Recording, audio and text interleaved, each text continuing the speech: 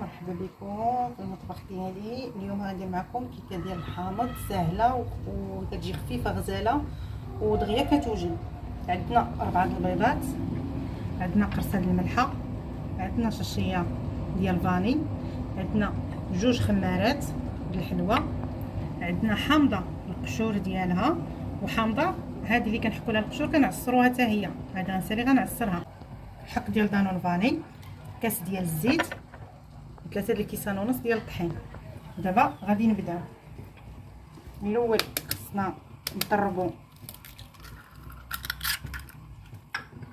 البيض، عفوا، وكاس ديال سنيده. غنطربوا 4 البيضات مع كاس ديال سنيده، كاس سنيده الا ربع. دابا خصنا نطلعوا هاد البيض وسنيده مع القرصه ديال الملحه اللي قلت لك، ها هي، مع ساشيه ديال الفاني،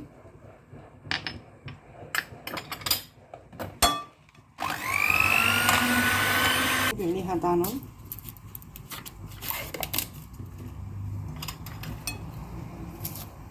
يعني ما عندوش كاس ديال العنبه او هذا يعبر غير بالكاس ديال دانون نفس، حتى هو راه نفس العبار.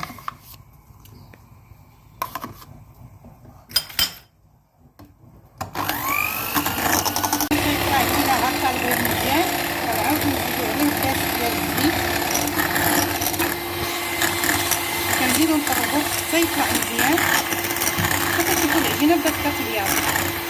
دابا ملي ضربناها مزيان تبارك الله كما هكا كتشوفوا، غنزيدو عليها القشور ديال الحامض اللي هضرنا عليهم، والحامضه اللي هضرنا عليها عصرناها، كتعطينا 4 كاس راكم شفتوها.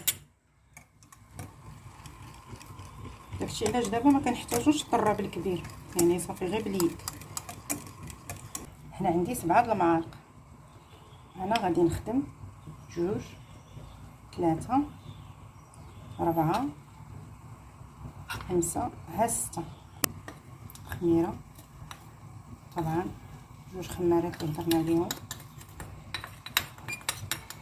تيكونوا مغربلين باش ما كيبقاوش فيهم ديك الكويرات. 5 6 ها 7 ها 8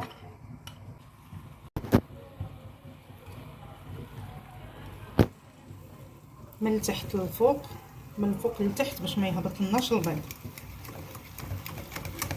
كما كتشوفوا قدامكم هاكي كترجع. وهذه الكيكه ممكن تعتمدوا عليها حتى في لي كيك الصغار، وممكن ديروا بها حتى كيك برولي. ها هي كلشي كيعرف، انا ملي كتكتب رقم 8 كتكون الكيكه واجده. هنا قالب مدهون بالزبده ومرشوش بالطحين. بحال الكيكه ديالنا غنخويوها، ها هي كنخويوها وكنهزوها غير هكا.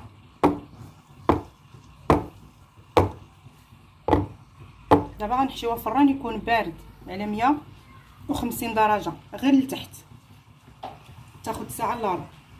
سلام هلا. كما قلت لكم ها هي ملي خرجت من الفران شوفي كتجي غزاله. هنا عندنا غير الكوك والكوفيتير، كما قلت لك هي راه عاديه كتجي. هانتوما زعما يعني كيك اليومي الدراري المدرسه، ممكن انكم ديروهم حتى في القويغطات، ممكن تزوقوها باش ما بغيتو. حنا قلنا كيكه عاديه وممكن ان يوجدها اي انسان في دارو، في متناول الجميع.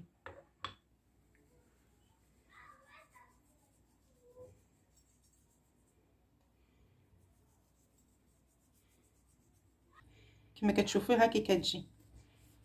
انا قطعت تشوفوها، انا قلت لكم راه كتجي غزاله، كيكه اليومي وفي متناول الجميع. تفضلوا. هانت